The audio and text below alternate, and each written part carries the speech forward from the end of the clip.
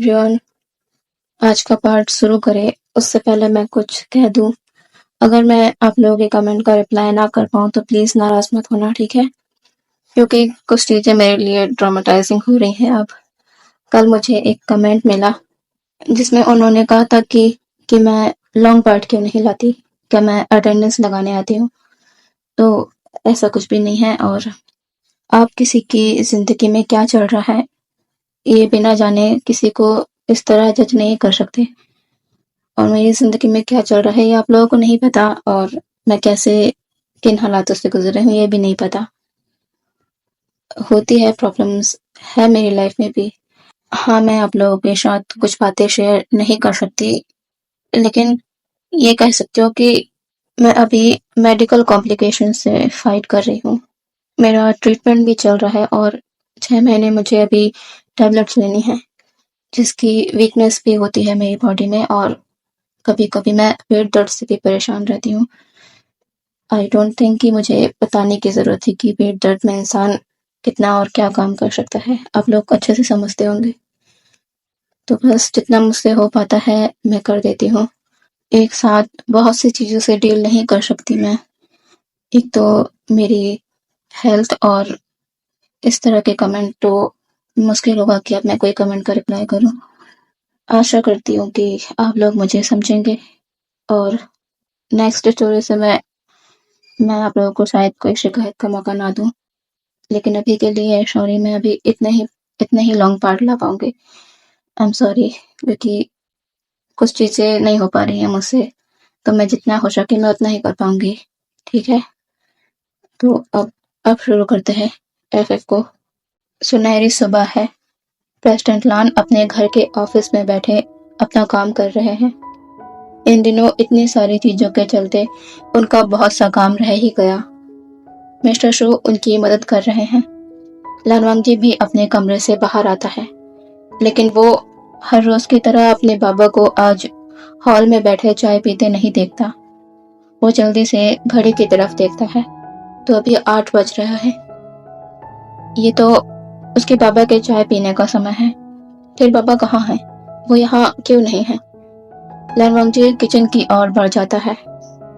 Aunt Mary जो kitchen में काम कर रही थी, वो अपने यंग मास्टर को आता देख कहती हैं, यंग मास्टर, आप उठ गए। आइए, आपकी चाय तैयार है और ब्रेकफास्ट भी। लानवांगजी कहता है, आंट मैरी, बाबा कहाँ हैं? आज बाबा हॉल में नहीं हैं। ये तो उनके चाय पीने का समय है ना। आंट मैरी कहती है, वो यंग मास्टर तो अभी ऑफिस में है, काम कर रहे हैं। वो कब से वहां पर है, अभी तक बाहर नहीं आए हैं। उन्होंने कहा कि उन्हें कोई डिस्टर्ब ना करे। लानवांगजी कहता है, काम कर रहे हैं इतनी सुबह? लानवांगजी अपने बाबा के ऑफिस की तरफ बढ़ जाता है। वो अंदर आते हुए कहता है, बाबा, आप क्या कर रहे हैं? प्रेसिडेंट लान जैसे ही अपने बेटे को देखते हैं, उनके चिंतित चेहरे पर मुस्कान आ जाती है। वो कहते हैं, वांगजी, तुम उठ गए? क्या नाश्ता किया तुमने? लानवांगजी अपना सर ना में शेक कर देता है। प्रेसिडेंट लान कहते हैं, वांगजी, ये तो गलत बात है ना, चलो पहले जाकर ब्रेकफास्ट करो। लानवांगजी स्टबनली कहता है, नहीं, मुझे नाश्ता नहीं करना। प्रेसिडेंट लान कहते हैं, लेकिन क्यों? क्या तुम्हारी तबीयत ठीक नहीं लग रही? हाँ, वांगजी, मुझे चेक करने दो। प्रेसिडेंट लान जल्दी से अपनी चेयर से उठकर लानवांगजी के पास आकर उसके फॉरहेड को टच करने लगते हैं। लानवांगजी कहता है, बाबा, मैं बिल्कुल ठीक हूँ, मुझे कुछ नहीं हुआ। प्रेसिडेंट लान कहते हैं, तो फिर तुम? लानवांगजी कहता है, बाबा, आप मेरी इतनी चिंता करते हैं, लेकिन होता क्या? आप अपने बारे में क्यों नहीं सोचते? आंट मैरी ने बताया कि आपने आज रोज की तरह अपनी चाय भी नहीं पी और यहाँ ऑफिस आकर काम पे लग गए और ये भी कह दिया कि कोई आपको डिस्टर्ब ना करे। बाबा, ये तो गलत बात है ना। प्रेसिडेंट लान अपने कान पकड़कर कहते हैं, अच्छा, मुझे माफ कर दो। आज मैंने अपने प्रेसिडेंट को गुस्सा दिला दिया, तो बताओ क्या पनिशमेंट देंगे प्रेसिडेंट मुझे? लानवांगजी कहता है, आपकी पनिशमेंट ये है कि आपको मेरे साथ अभी चलकर ब्रेकफास्ट करना होगा। प्रेसिडेंट लान कहते हैं, ओके माय प्रेसिडेंट, जैसा आप कहें। और कुछ? लालवांग जी कहता है, नहीं, अभी और कुछ नहीं, चलिए। मिस्टर सू, आप भी चलिए। आपको बाबा को ज्यादा काम करने से रोकना चाहिए, तो आप यहाँ उनके साथ बैठकर काम कर रहे हैं। मिस्टर शू, जो अपने मास्टर और यंग मास्टर के बीच फंस चुके हैं, वो कहते हैं, माफ कीजिए यंग मास्टर, मुझसे गलती हो गई, मैं आगे से ध्यान रखूंगा। लालवांग जी कहता है, ठीक है, इस बार बस, अब चलिए। तीनों बाहर आकर साथ में ब्रेकफास्ट करते हैं।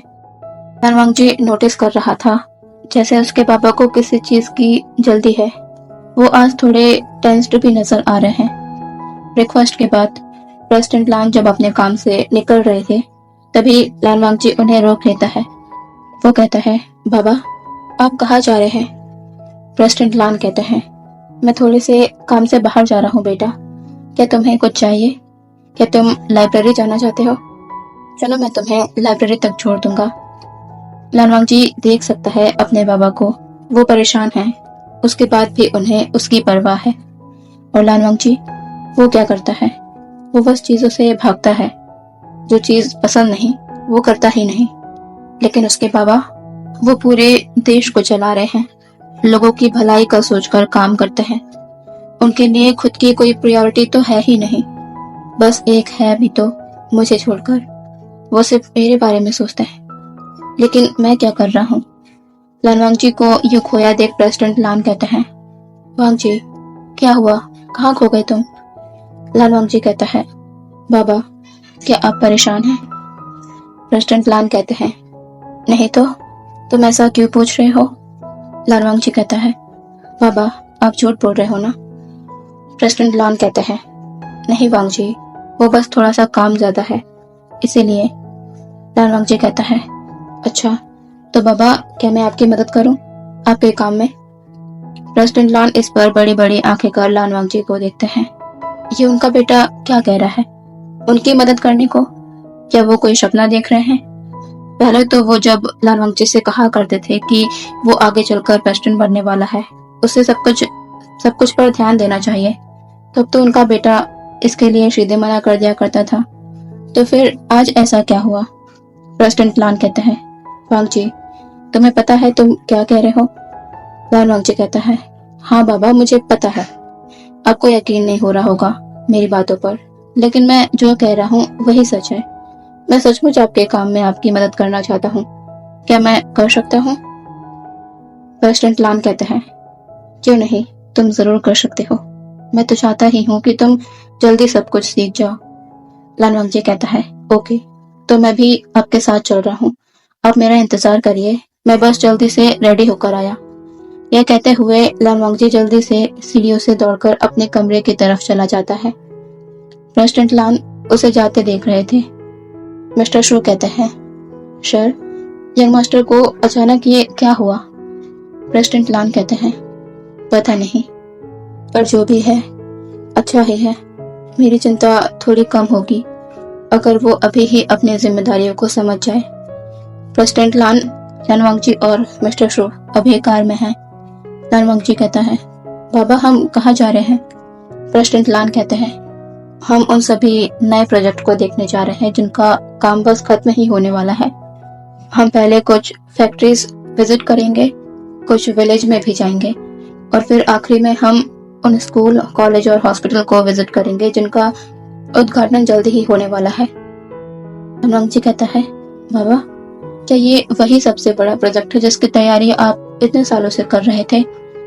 प्रेसिडेंट लान कहते हैं, हाँ बेटा, अब ये काम भी खत्म होने वाला है। जब इन स्कूल, कॉलेज, हॉस्पिटल का उद्घाटन हो जाएगा तो मेरी बहुत बड़ी चिंता कम हो जाएगी, देश के बच्चों का भविष्य उज्जवल हो जाएगा। मिस्टर शू कहते हैं, सर, अब तो आप खुश हैं ना? आपका इतने सालों का सपना अब पूरा होने वाला है। लालवांग जी कहता है, सपना? मिस्टर शू कहते हैं, जी यंग मास्टर, प्रेसिडेंट ने बहुत मेहनत की है इन प्रोजेक्ट पर, अपनी जी जान लगा दी है इन्हें पूरा करने में। इस बीच काफी मुसीबतें भी आई, लेकिन प्रेसिडेंट ने हिम्मत नहीं हारी और आज सब कुछ तैयार है, बस उनके शुरू होने की देर है। लालवांग जी अपने बाबा को देख मन में सोचता है, इसीलिए आप इतना परेशान थे। वही प्रेसिडेंट लान खिड़की से बाहर उस हॉस्पिटल की बिल्डिंग को देख रहे हैं जो लगभग बनकर तैयार है। उनकी आंखों में अलग ही इमोशन है। वो अपने मन में कहते हैं, लाशेन, अब कोई उस बीमारी से नहीं मरेगा जिससे मैं तुम्हें बचा नहीं पाया। जब ये हॉस्पिटल चलने लगेगा तो किसी को भी महंगे इलाज के चक्कर में भटकना नहीं पड़ेगा। प्रेसिडेंट लान वांगची को अपने साथ जहां जहां उन्होंने कहा था उन सारी जगहों पर ले जाते हैं। लान वांगची जो बहुत कम ही शहरों के चक्कर लगाया करता था, उसे तो बस शांति ही पसंद है। उसका ठिकाना आज तक बस घर से लाइब्रेरी और स्कूल तक ही रहा है। वो कभी भीड़ भाड़ वाले इलाकों में नहीं गया, लेकिन आज वो शहरों के अंदर की सच्चाई को अपनी आंखों से देख पा रहा था। उसे लगता था शहरों के लोग आसान जीवन जीते हैं, लेकिन आज उसने अपनी आंखों से देखा कि कठिनाइयां सिर्फ गांवों के लोगों ही नहीं, शहरों के लोगों को भी फेस करनी पड़ती है। वो कई लोगों से भी मिला, जिससे उसने बहुत कुछ सीखा। कुल मिलाकर लान वांगची को अब जाकर समझ आया कि असल स्ट्रगल होता क्या है। वो तो बस आज तक इन सब से भाग रहा था।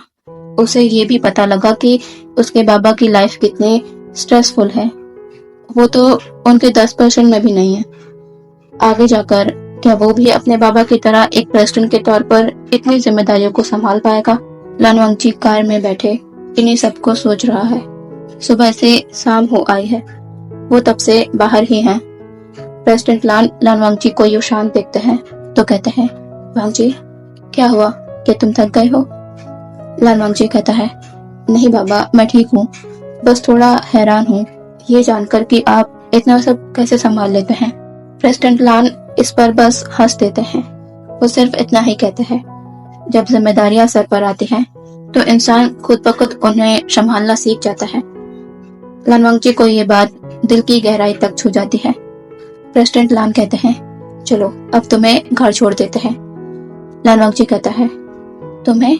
इसका क्या मतलब है? आप घर नहीं चल रहे? प्रेसिडेंट लान कहते हैं, मुझे एक आखिरी काम है, हेडक्वार्टर तक जाना है, उसके बाद मैं जल्दी ही घर आ जाऊंगा, ठीक है? लान वांगची ये सुनकर झट से कहता है, बाबा, क्या मैं भी आपके साथ चल सकता हूँ? प्रेसिडेंट लान कहते हैं, वांगची, बेटा तुम थक गए हो, तुम घर जाकर रेस्ट करना, तुम्हें और परेशान होने की जरूरत नहीं है, काम बस थोड़ा सा ही है, मैं जल्दी ही आ जाऊंगा। लान वांगची कहता है, बाबा, मैं भी आपके साथ चलना चाहता हूँ, आर्मी हेडक्वार्टर। लान वांगची न जाने कैसे अचानक ही ये कह देता है, और मैंने अभी तक सूर्य को थैंक यू भी नहीं कहा, जिसने मुझे बचाया था। ये तो गलत बात है ना बाबा? प्रेसिडेंट लान कहते हैं, अच्छा, तो तुम सूर्य को थैंक यू करना चाहते हो? लान वांगची अपना सर हाँ में हिला देता है। प्रेसिडेंट लान कहते हैं, ठीक है, तो चलो। लान वांगची खुशी से कहता है, थैंक यू बाबा, और विंडो से बाहर की ओर देखने लगता है। प्रेसिडेंट लान वांगची के चेहरे की इस खुशी को देख रहे हैं। उनका बेटा ऐसा खुश तो पहले कभी कभी ही होता था, लेकिन आर्मी हेडक्वार्टर जाने की बात से ही इतनी खुशी। लेकिन क्यों? लान वांगची को भी नहीं पता कि वो इतना एक्साइटेड क्यों है और उसने ऐसा रिएक्ट क्यों किया अपने बाबा के सामने। थोड़ी देर में वो लोग आर्मी हेडक्वार्टर पहुंच जाते हैं। लान वांगची अपने बाबा के साथ चल रहा है। वो लोग हेड ऑफिस के अंदर आते हैं, जहां जनरल गाओ पहले से ही मौजूद थे। वो प्रेसिडेंट को सैल्यूट करते हैं और लान वांगची को भी। जनरल गाओ कहते हैं, आइए सर, आपका ही इंतजार था। आपने जो कहा था उसके हिसाब से हमने अपनी प्रिपरेशन शुरू कर दी है, और इन सारे सिक्योरिटी सिस्टम को शियन ने ही सजेस्ट किया है। आपको इस बारे में वो ही ठीक से बता सकता है। प्रेसिडेंट लान कहते हैं, अच्छा, कहाँ है कमांडर शियन? जनरल गाओ कहते हैं, आइए सर, मेरे साथ चलिए। प्रेसिडेंट लान वांगची और मिस्टर शू तीनों जनरल गाओ के साथ चलने लगते हैं। वो एक अलग ऑफिस के अंदर आते हैं, जिसमें शियन है कुछ सोल्जर्स के साथ। जनरल गाओ कहते हैं, शियन टर्न होकर डोर के पास देखता है। वो आगे आकर प्रेसिडेंट और लान वांगची को सैल्यूट करता है। जनरल गाओ कहते हैं, शियन, प्रेसिडेंट इनॉग्रेशन फंक्शन की सिक्योरिटी के बारे में जानना चाहते हैं, उन्हें सब कुछ एक्सप्लेन करो। शियन कहता है, यस सर, और प्रेसिडेंट को सब कुछ बताने लगता है। लानवांगजी शियन को देख रहा है। उसे समझना लानवांगजी को एक मिस्ट्री सा लगता है। क्या वो कभी हंसते होंगे या नहीं? प्रेसिडेंट लान कहते हैं, लेकिन जनता इस बात का बुरा मान सकती है। इसकी खबर पूरे देश में फैल गई है। लोगों में खुशियों का माहौल है। हम एकदम से किसी को रोक नहीं सकते। वी वुशियान कहता है, sir I can understand, but security purpose के लिए ये जरूरी है कि हम लिमिटेड लोगों को ही आने दें। अगर भीड़ बढ़ी तो आपकी या मिस्टर लानवांगजी की लाइफ डेंजर में पड़ सकती है। हमें कोई भी रिस्क नहीं लेना चाहिए। जनरल गाओ वी वुशियान की बात से सहमत हैं, लेकिन वो प्रेसिडेंट को भी समझ रहे हैं। वो लोगों की भावनाओं को आघात नहीं पहुंचाना चाहते, उन्हें हॉस्पिटल के उद्घाटन में आने से रोककर। लेकिन अभी अभी एक बड़ा हादसा टला है। मिस्टर लानवांगजी की जान बच गई है। कहीं ऐसा ना हो कि किसी को दूसरा मौका मिल जाए लान फैमिली को फिर से टारगेट करने का। इसके लिए शियन का प्लान, सिक्योरिटी प्लान परफेक्ट है, पर आखिरी फैसला तो प्रेसिडेंट लान का ही होगा। प्रेसिडेंट लान कहते हैं, हम ऐसा नहीं कर सकते। जनता मुझ पर विश्वास करती है, तो मुझे भी उन पर भरोसा होना चाहिए। आप किसी को भी नहीं रोकेंगे। ये उद्घाटन जिस स्तर पर होना था वैसा ही होगा। वी वुशियान कहता है, सर ये डिसीजन हार्मफुल हो सकता है और आप ये उद्घाटन अपने बेटे के हाथों करा रहे हैं। आपको एक बार और सोच लेना चाहिए। प्रेसिडेंट लान लानवांगजी को देखता है। लानवांगजी आज के दिन को याद करता है। लोगों को अंधा भरोसा है उसके बाबा पर, तो फिर वो कैसे पीछे हट सकता है? लानवांगजी अपने बाबा के हाथ को पकड़ अपना सर नोट कर देता है। प्रेसिडेंट लान एक छोटी सी स्माइल के साथ कहते हैं, मेरा वही फैसला है। अगर कुछ हुआ तो ऊपर वाला तो है ना, वो कभी गलत नहीं होने देगा। वी वुशियान जनरल गाओ को देखता है। जनरल गाओ आंखों ही आंखों से कह देते हैं कि जो हो रहा है वो होने दो, हम वहां मौजूद होंगे। कुछ भी गड़बड़ होता समझ आया तो हम संभाल लेंगे। वी वुशियान अब कुछ नहीं कहता, लेकिन उसे कुछ अच्छी वाइब्स नहीं आ रही थी। यहाँ दूसरी तरफ चाइना में एक अबंडन हाउस के अंदर दो लोग हैं। एक कहता है दूसरे पर्सन से, हम यहाँ आ गए हैं ना, बस देखते जाओ अब कैसे सब बदलता है। दूसरा पर्सन कहता है, मैं उस प्रेसिडेंट के बेटे को जिंदा नहीं छोड़ूंगा। उसकी वजह से मेरे डैड की जान गई, अब वो भी जिंदा नहीं रह सकता। उनके उस इनॉग्रेशन फंक्शन को मातम में ना बदल दिया तो मैं भी बहन जाऊं नहीं। अंकल जिन, बस कुछ ही दिन है हमारे पास चाइना में रुकने के लिए, लेकिन एक भी काम छूटना नहीं चाहिए। उस स्नाइपर का भी पता लगाइए, वो कौन था। जिन गॉनशान कहता है, तुम फिक्र मत करो, सब कुछ हो जाएगा। ये दोनों पर्सन जिन गॉनशान और वैन जाओ है, जो वैन रोहान की मौत से बहुत ही ज्यादा गुस्से में है। उन्होंने क्या सोचा था और क्या हो गया। अब एक नए मकसद के साथ ये लोग चाइना वापस आए हैं। देखना ये होगा कि ये लोग कितना अपने मकसद में कामयाब हो पाते हैं।